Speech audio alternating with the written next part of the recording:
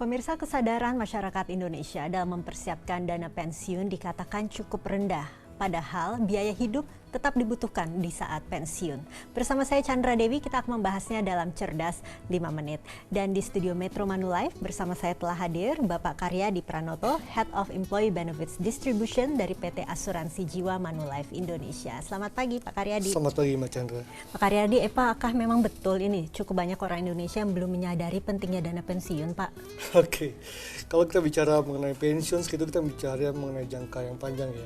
Orang selalu berpikir, aduh pensiun saya masih lama. Ini yang hal yang menyebabkan kenapa orang Indonesia tidak menyadari bahwa mencadangkan dana sedini mungkin untuk persiapan pensiun merupakan hal yang baik buat mereka gitu ya.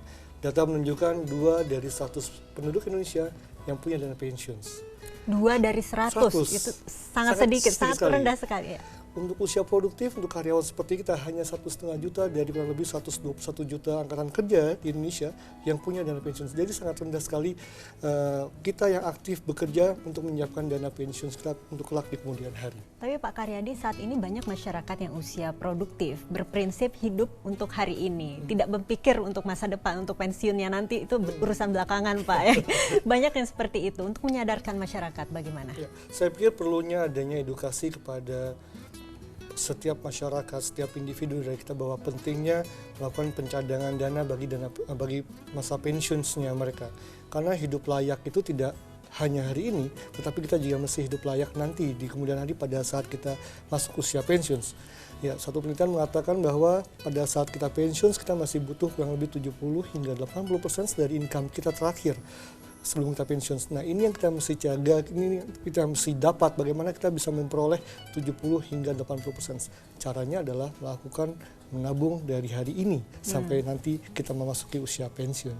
Oke, tapi kan banyak juga yang berpikiran, terutama pegawai negeri, merasa sudah nantinya akan ada uang pensiun. Pegawai swasta pun biasanya sudah ada potongan untuk hari tua, untuk pensiun. Sudah cukup belum sih Pak? Nah, memang kita terutama bagi swasta dilengkapi dengan yang namanya jam sostek. Nanti kedepannya ada BPJS Ketenagakerjaan yang dimana kita juga harus menabung setiap bulannya. Lalu juga ada uang pesangon yang diberikan oleh perusahaan.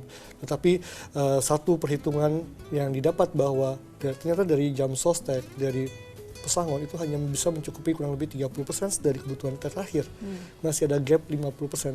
Nah, 50% ini dapat dari mana ya? Kita mesti membiayai diri kita untuk kita pensiun nantinya. Tapi sebetulnya kapan sih kita sudah harus mulai mempersiapkan sejumlah dana untuk pensiun kita?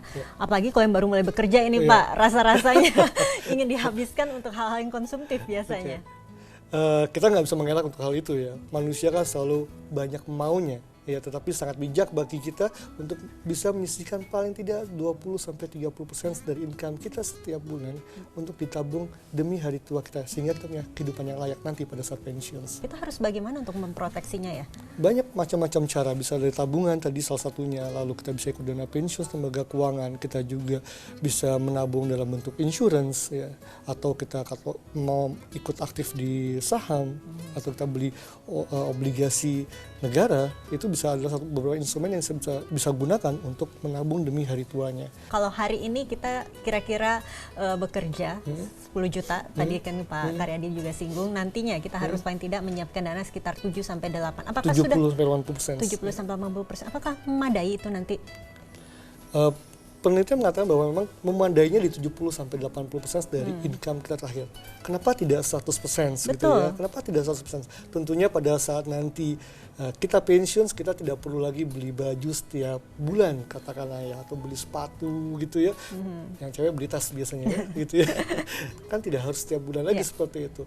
Tetapi makan, kesehatan, kedepannya itu yang akan meningkat kebutuhannya. Itu yang dipenuhi dari 70 hingga 80% tadi. Baik, Pak Karyadi, terima kasih banyak atas informasinya. Bermanfaat sekali pasti ya bagi pemirsa untuk terus mempersiapkan ini dana pensiun di kemudian hari. Terima kasih Pak.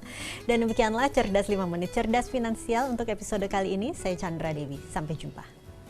Thank you. Terima kasih. Dipersembahkan oleh